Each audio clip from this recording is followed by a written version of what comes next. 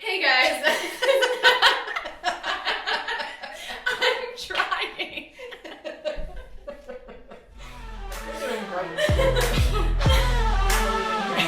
Rising in the dawn, the sun took orders. Faith in the veins, like the blood of the martyrs. Walking through the storm with the armor of light. Blessed in the darkness, soul ignites. Voices in harmony, choirs with the Hey guys, I'm faithful. Nat. Hands I'm to the Jess. sky, And this is blessings the on next down. episode in our podcast, offering you just another source to help assist physically, mentally, emotionally, spiritually. Emotionally, especially. Any way that we can. Yeah. So today we have a little bit different type of a topic. We've been talking a lot about the positives and reaching for goals and how to set goals. And today we're going to touch more on the disappointment of when you don't achieve those goals. Yeah. But first, Hello, Buffalo. hello Buffalo. Yay. You want to start us off or you want me to start off this week? I'll do it. It's fine. All right. Might as well keep the trend. So in case you might have the same high as me, I don't know. But my high would definitely be Shelly's birthday. Coach Shelly had her birthday. Yeah, it was so fun. Just, I don't know how much she wants us to get into the details, but we'll let her come explain that. But it was just so fun. Her daughter, Hallie, came down, which I think was like one of the best parts, and you could just see like the joy. I just love somebody like Shelly who celebrates so many people. Mm-hmm. It's fun to celebrate people like that. So it was fun. So thanks for people who helped with that. If you see her, tell her happy birthday. Low. I don't know how much I want to get into this. Bedtime has just been like a struggle. Last night was terrible. And I was just like all up in my feelings trying to get the kids to go to bed. I don't know, I'm 41. I'm not a teenager. I get it. But it was just like rough. And Hannah has this book though. There's a small positive to it, but or I guess a big positive. But she has this really cool book. It's like A to Z little activities and almost like a devotion for kids. So each letter is like affirmation of how God sees them. So like last night was S, and it says I am strong. And so it had Philippians 4:13 and a little like paragraph on how God makes you strong physically and mentally, and He makes you strong to do hard things.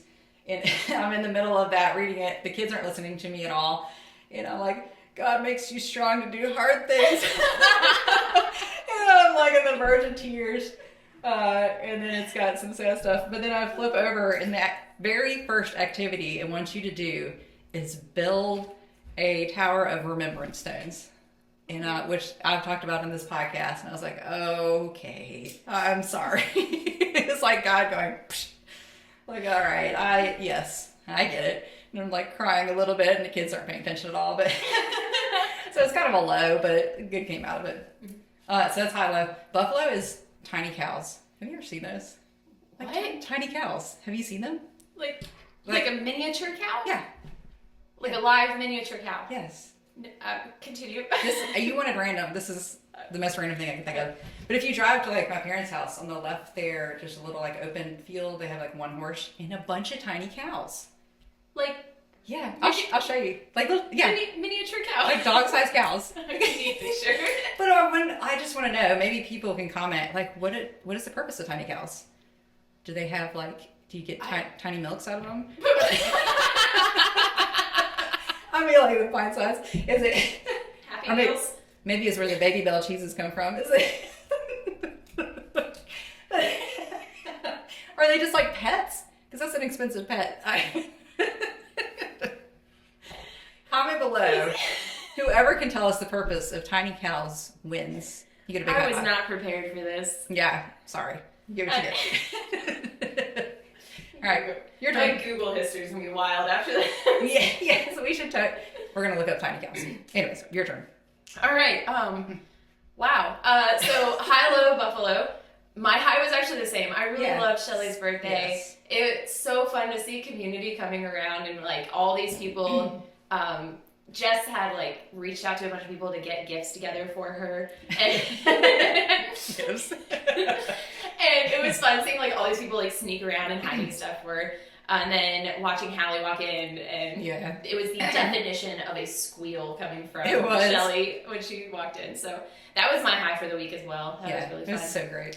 My low, which was kind of last week into this week, was 25.1. Just did not go. I wanted to. Yeah, I thought you did well. Well, to be fair, y'all need to know that she's been sick for like 2 months. You're starting to look a little better, but you were like on your deathbed trying to do 25.1. She looked at me yesterday and she was like, "You look better." I was You look good. I didn't say it like.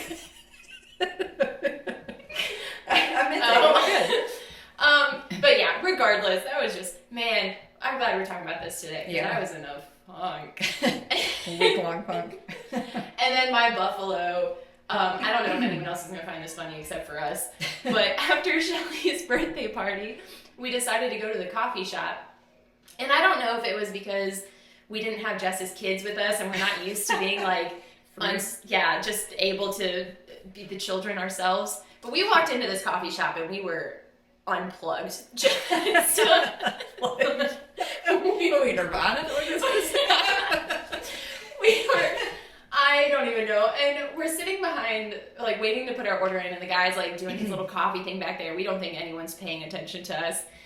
And somehow speaking Italian came up, and I was like, we should learn Italian. And Jess was like, we should learn Italian. And we're going back and forth about Italian, because that's a logical skill to decide we want to learn. Makes sense.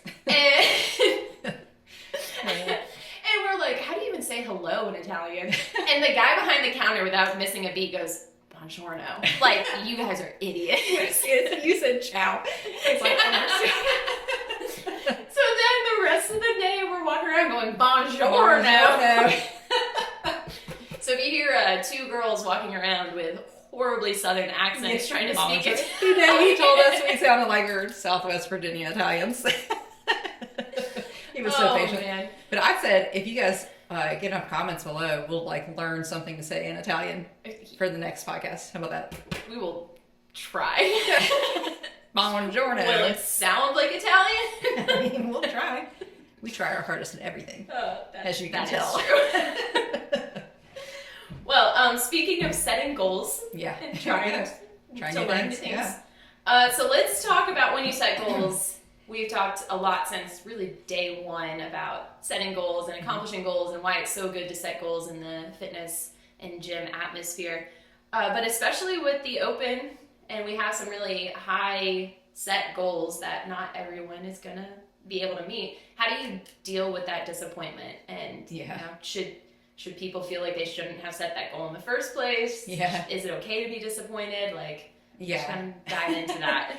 Yeah, I think it's an important thing to think about, especially for me. I feel like I told you this is mostly teaching myself some things. Yeah. But like you know, no matter how high that bar is, you're just kind of like, oh, well, I could have done this, you know, and then you're like, we after our first open workout, we were both like, it's just kind of like for days. Yeah, I don't know why. There's no reason. But it's like you ask, you know, should you have not set that goal? But no, you should have set that goal. Like you're not gonna, if you only set softball goals, like you're not gonna make that progress that you need. So I think it's okay to not meet your goals sometimes, but how to respond to that. So yeah, that's what we're gonna talk about. I think speaking of response, like it's okay to be disappointed. Yeah. For a time. Yeah, for a time. As long as it, you know, isn't affecting your mental health. Yeah. But sitting in that disappointment for a little bit is okay. Like, it's okay to feel that emotion. It's okay to want more for yourself.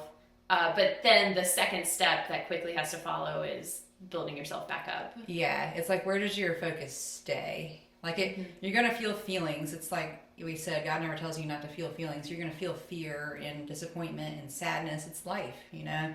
But you don't have to stay there. You know, we don't want you to get stuck in the pit of despair. You know?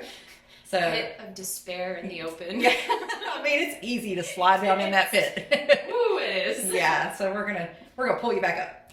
All right. So I think we're gonna talk about maybe some goal setting in the future too. But there's new goals that can come out of like things you missed. Maybe it's a muscle up or something like that, or you know, just a certain amount of rounds. But I think there's new goals that you can get from that. So maybe a new motivation instead of like new disappointment. That stays or maybe there. Realizing that your plan to get to that goal needs to change. Yeah, maybe strategy wise, or even commitment wise. Maybe you realize like that's not an easy goal, which is okay to set standards for yourself. Oh, yeah. But it takes a little more commitment. Yeah. I thought it was so interesting. I love that coach from CrossFit Mayhem, that Dom guy. He was saying he loves the games because there's so many new tests. He figures out new things for his athletes that they need to work on. It's like, that's such a cool perspective. Yeah. It's not like, oh, I go to the games and realize I suck at this. It's like, oh, this is a new thing to add to my training and a new way to get better.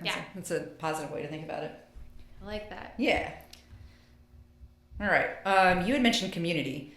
I thought that was important. And the cool part about being able to do the open in some place like Big Lick or an affiliate, you know, because I think it's so easy when you're by yourself. Yes.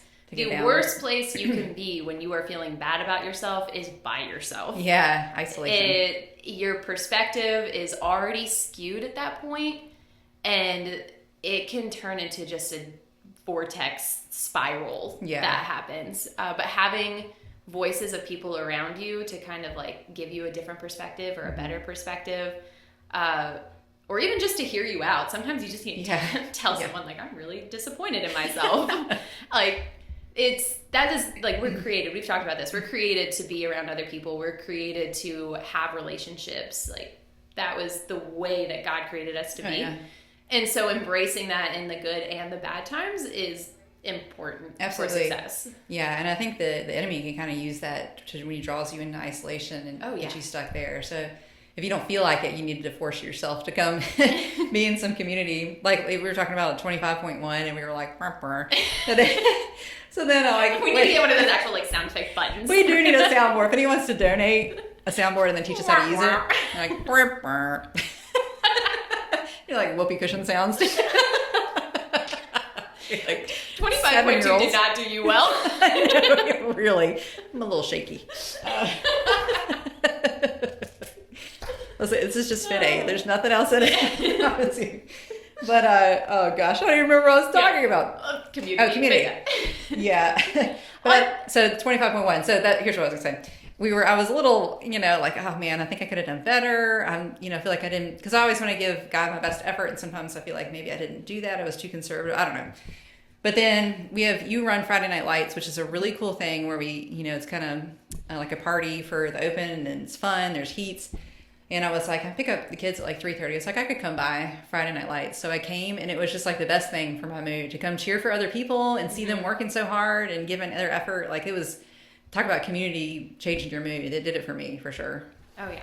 And I think it's important to remember, too, like, it's good for you to be in that community when you're not doing well, but also remember how you're affecting other people who are perhaps not doing well. Yeah, like, you being a part of the community is also building other people up as well.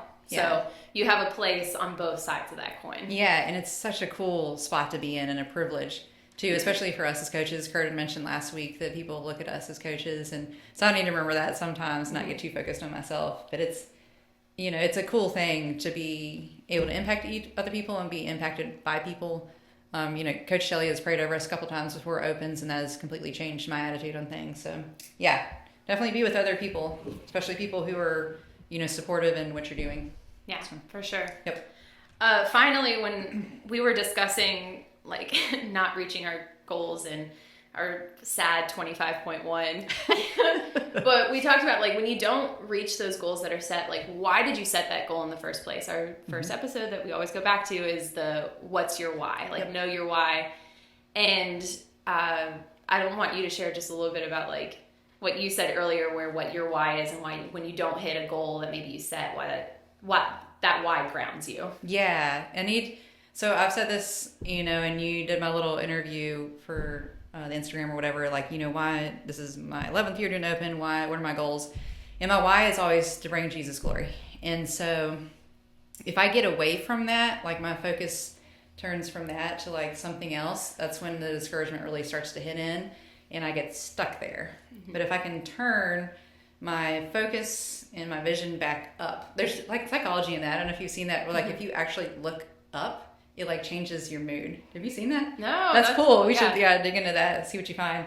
But like having a kingdom focus, that scripture from Matthew 6:33 has come up to me a lot this week, which is probably God saying, hey, get your attitude right. But it's like, seek first the kingdom of God and his righteousness, and all these things will be added to you.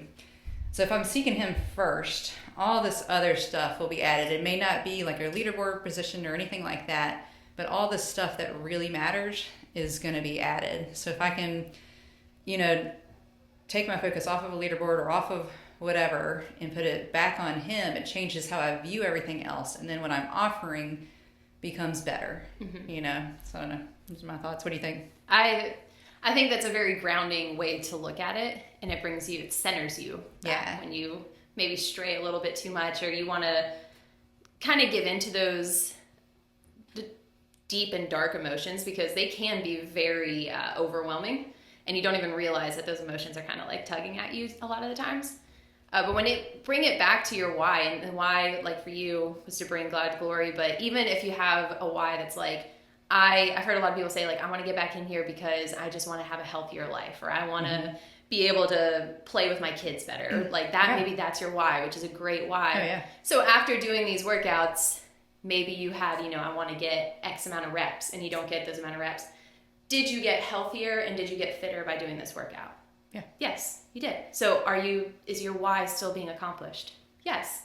You're still moving in a better way to be there for your kids, or to have a healthier lifestyle. Yeah. Maybe it's you want to overcome, a fear of like not doing these things, of stepping outside of your comfort zone. Did you step outside your comfort zone even if you didn't hit that goal? Yes. Your why is still being accomplished. Yeah. So you can be disappointed in your score or your like short-term goal over here, but as long as you still ground yourself with your why, which is why it's so important to know your why, then it can kind of bring you back out of that dark place as well. Yeah. And I think too, that puts you in a better position to be used by God.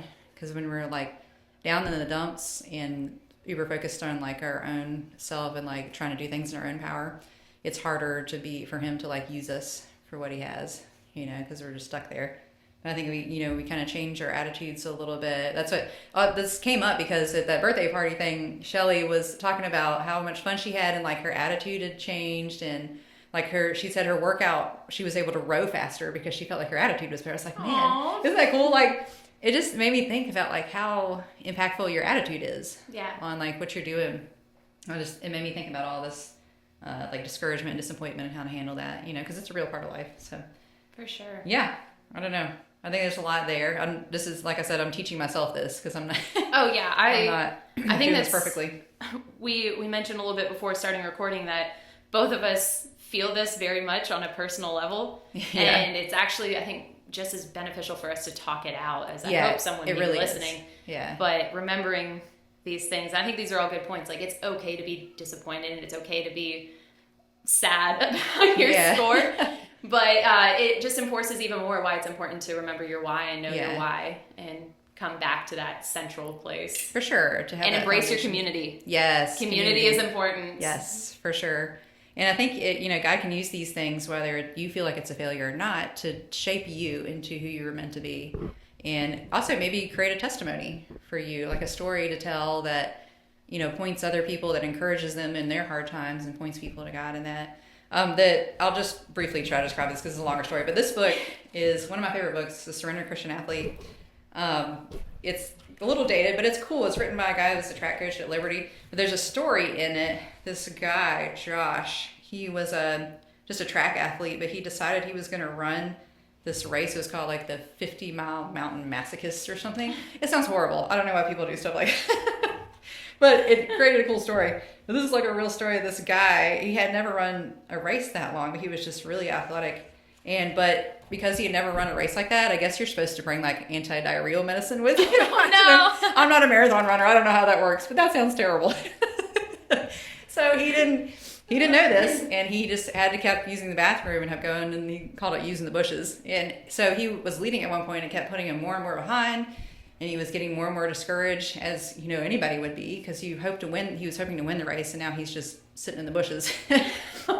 So he said he had like a decision to make. He could just call for aid and be driven back to the finish line. He could just kind of limp along and try to finish the race. But he decided to bring this like scripture to his head. It was from Isaiah 40 that he had memorized. And it says, "Why do you say, O Jacob, or complain, O Israel, my way is hidden from the Lord, my cause is disregarded from God?" It says, "Do you not know? Have you not heard? The Lord is the everlasting God, the creator of the ends of the earth. He will not grow tired or weary, and his understanding no one can fathom. He gives strength to the weary and increases the power of the weak. Even youths grow tired and weary, and men stumble. But they that wait upon the Lord shall renew their strength. They shall mount on wings like eagles. They shall run and not be weary. They shall walk and not faint. So it's a long scripture. I usually memorize like the end of it. I like that one a lot. But it says it was like a crazy sight because he was like running through the forest, reciting this over and over with his hands held high. So he's like running with his arms straight up. And somehow it encourages him, and he felt in his body like his strength was coming back the more he said this, and he even put like his own name in the scripture. And he ended up like passing people and winning the race by like 7 minutes or something. Insane. Yeah, and it said he had this like testimony to share later. They had like an athlete dinner. I was like, that's so cool. Like it sounds like a movie. Like this is a real story. But like just the power of being able to overcoming discouragement is a choice, and it's a really hard choice. Mm-hmm. But like we've talked about self-talk and having God's promises and things you can come back to and knowing your why. But being able to recite that. Gave him energy to finish that race and to do it well. But I don't know. I like that story. It's a good book if you ever find it. Worth reading. But I don't know. You got anything else for us? I think we basically covered everything. Is that it? Yeah. Yeah. Just remember, I think all these points are important, but it starts with not isolating yourself. Like if you're struggling with it, just come out to be around people, show up to class. Or come to Friday Night Lights and during the open or stuff like that, cheer people on. Yeah. I think that gets me out of a funk more than anything is helping other people. Yeah. And I just want to remind everyone that this is really important to us. If you show up to CrossFit multiple days a week, that is a lot of time and investment. And so being disappointed about a score is not an embarrassing or bad thing. No, You just don't sit in it. But you've invested a lot of time in this. It means don't be embarrassed by exactly. It means something. Don't be embarrassed by being upset about a score. Yeah. I know. I've had people look at me and be like, "It's just a score," and I'm like, "Don't talk to me. We're not friends anymore." You are not part of my community. Oh gosh, harsh. All right. So final thing I want to end off with, and I actually really don't know if I have any ideas. 25.3 predictions. Oh yeah. So we've had a high skill movement with the double unders, which have been in every open. Thrusters are now out and taken care of. Yep. I know it makes it harder now that they've had the repeat, because we knew there was going to be a repeat, and it was probably going to be between 2020 and 2024, which it was. Mm-hmm. So we had that today. So it really kind of limits some things. I was just thinking it could be like a wall-ball movement that's so similar to thrusters. Yeah. But something with the rower maybe. It could be a two-parter and then maybe like a heavy lift. We haven't really had like a heavy barbell. I feel like it's going to be heavy. Yeah. Something heavy. I don't know what. Yeah. It could be the windows workouts. I really don't like those workouts where you have to like do a certain amount of work to move on to the next window. Yeah. But I could also see, I don't know. Because if you're going to have a heavy barbell, if you had a max lift, it probably wouldn't be like a chipper and then a max lift, because those chippers take a while. So I don't know if you're going to have a max lift of some sort, or it could be a heavy barbell within the chipper. You know what I mean? Yeah. I'm hoping that it's one of those, I love the ones where you have to go through a workout and then it's like rest 3 minutes and then you have the max, like complex or something like that. It's been a little while, I feel like, since we've had one of those. I think 2 years ago we did like the max thruster. Yeah, maybe I just didn't go heavy because it was like pregnant or something. But yeah, I think there's going to be a heavy complex. Yeah. Maybe box jumps. We haven't used a box yet. We haven't used box in a while. Oh, I love box jump overs. That would be nice. Maybe pistols.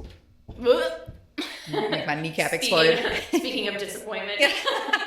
But handstand push-ups could show up. We've been working on those. It'd be kind of interesting to see that. I don't know. It would be nice. I don't know that they'll put that in the open again, but that would be a fun one. I just feel like there could be something heavy. I think there's going to be something heavy. That's that. all we got. I wish we had better predictions. Yeah, we're not. Something with a box and then something heavy. Like I said, we're maybe amateurs. A row. Unsupervised amateurs. That's our backup name. All right, that's what we should say. Hey, if you have any ideas of what you think 25.3 is, comment below. I think that'd be fun. Let's see who gets the closest. Yeah.